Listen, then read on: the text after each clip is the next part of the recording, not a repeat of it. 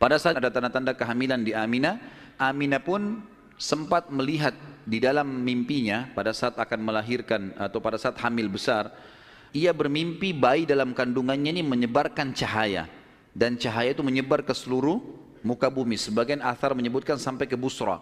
Busra ini wilayah Irak sana, wilayah Persia. Dan dia juga mimpi mengucapkan dalam mimpinya kalimat u'idzuhu billahil azim min kulli syarrin wa min kulli hasid. Artinya aku berlindung kepada Allah yang Maha Agung untuk bayi ini dari semua keburukan dan iri dengki orang lain. Berjalanlah hamil tersebut pada saat berumur beberapa bulan. Ada sebagian ahli sejarah menyebutkan sekitar 6 bulan hamilnya Aminah. Maka meninggallah Abdullah. Maka Nabi SAW jadi yatim sebelum lahir. Nabi SAW lahir yang paling banyak dinukil oleh para ahli sejarah 12 Rabiul Awal di tahun gajah. Tahun gajah kejadian Ashabul Fil, dan tepatnya 50 hari setelah kejadian gajah itu. Disitulah lahir Nabi sallallahu alaihi wasallam. Ada yang perlu kita sebutkan teman-teman sekalian, walaupun sebenarnya menyebutkan ini bukan berarti Nabi SAW membutuhkannya, tidak sama sekali. Nabi SAW jauh lebih mulia daripada tanda-tanda ini. Tapi pada saat beliau lahir, ternukillah di Mekah, di Madinah, beberapa kejadian yang memang ahli sejarah angkat. Yang pertama, terlihatnya bintang Ahmad. Apa itu bintang Ahmad? Orang-orang Yahudi yang ada di Madinah itu meyakini kalau Nabi terakhir yang mereka tunggu di Madinah keluar itu, kalau dia lahir akan kelihatan bintang yang mereka istilahkan dengan bintang Ahmad. Dan mereka mengukir-ngukir bintang itu sesuai dengan keterangan dari Taurat. Seperti itulah pemahamannya pada saat itu. Allahu alam tentang masalah kebenaran bintang itu bisa dipercaya atau tidak. Karena kita dalam Islam tahunya bintang nggak boleh dipercaya. Tapi ini pada saat itu dinukil oleh Hassan ibn Thabit radhiyallahu anhu, penyair Nabi SAW. Kebetulan umurnya dia beda 7 tahun dengan Nabi SAW. Beliau mengatakan, pada hari Nabi SAW lahir, aku kebetulan berada di salah satu benteng Yahudi.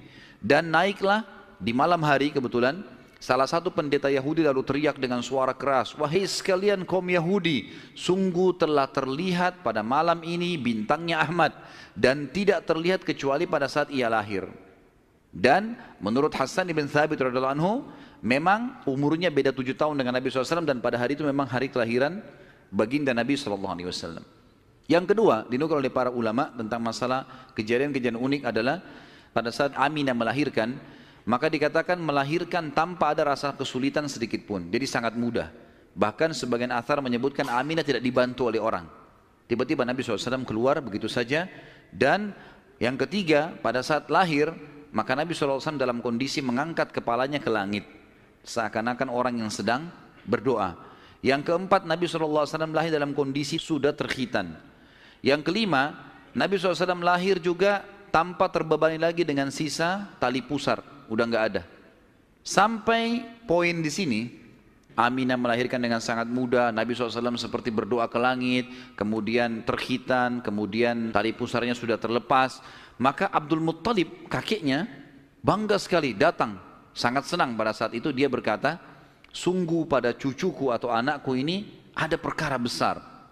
Lalu Abdul Muttalib pun membawa bayi Nabi SAW ke Ka'bah saat baru lahir, dan ia yang memberi nama Muhammad. Baik, ada sedikit rahasia masalah nama Muhammad ini. Perlu teman-teman tahu, nama Muhammad sebelum Nabi Muhammad SAW tidak dikenal oleh orang-orang Arab.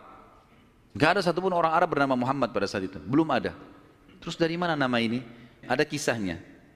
Jauh sebelum lahir Nabi SAW, Abdul Muttalib pernah jalan-jalan ke negeri Syam bersama dengan 3 orang sahabatnya.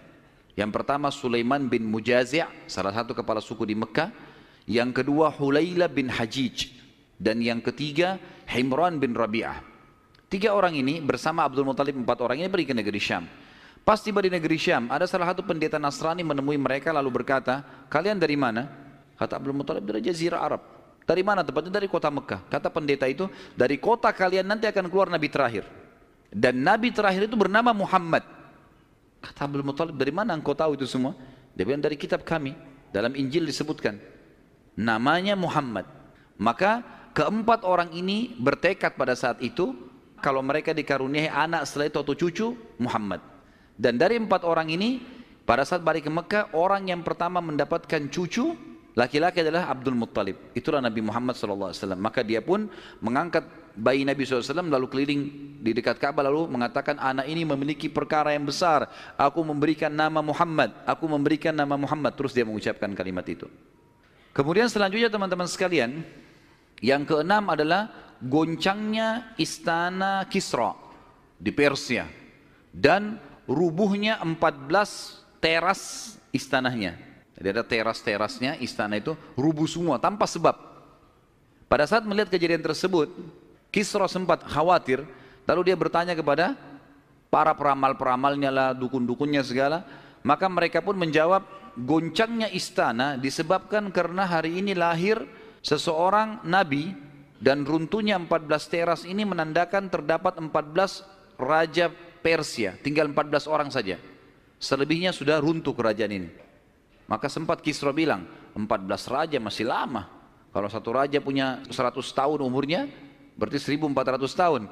Tapi tanpa disadari oleh Kisra, para ahli sejarah muslim menukil, tanpa membenarkan ramalan ini ya. Karena ramalan itu semua, kalaupun bertepatan, karena syaitan mencuri berita dari langit. Bukan karena mereka tahu. Sebagaimana dijelaskan dalam hadits Nabi SAW. Dan ternyata setelah Kisra, yang pada saat Nabi SAW lahir itu ada, anak-anaknya berselisih pendapat dan dalam waktu 4 tahun saja terjadi penggantian 10 orang Kisra. Mati semua, saling membunuh satu sama yang lain. Dan puncaknya yang terakhir adalah yang ke-14 meninggal di zaman Umar radhiyallahu anhu. Pada saat Umar menembus wilayah Persia. Yang ketujuh, padamnya api sesembahan kaum Majus. Jadi ada api yang disembah di beberapa titik di negeri Persia. Jadi mereka buat api besar dan api itu tiap hari mereka sembah. Pada saat Nabi SAW lahir, api itu tiba-tiba mati. Dan mereka berusaha menyalakan, tidak bisa. Selamanya mati. Sampai pada saat itu seluruh Persia yang menyembah api, apinya mati semua, nggak ada. Mereka mau coba nyalakan sampai runtuhnya di zaman Umar bin Khattab, nggak ada api mereka. Nggak bisa lagi mereka nyalakan api untuk disembah ya. Setiap kali di wilayah Persia dinyalakan api, mati, padam. Mereka cuma pakai masak, habis itu padam. Nggak bisa sama sekali. Yang kedelapan, hanyutnya air sungai Sawa. Sungai Sawa ini teman-teman sama dengan sungai Gangga sekarang di India. Di kultus dianggap ini sungai keramat lah dan seterusnya. Maka orang-orang Persia meyakini sungai Sawa ini adalah sesuatu yang luar biasa. Kalau ada yang mati, mereka bakar, lalu mereka lempar debunya di situ, airnya diambil, dianggap suci, apalah segala macam. Subhanallah, karena sungai ini selalu ditaruh tumbal segala macam. Waktu Nabi SAW lahir, air sungai ini hilang.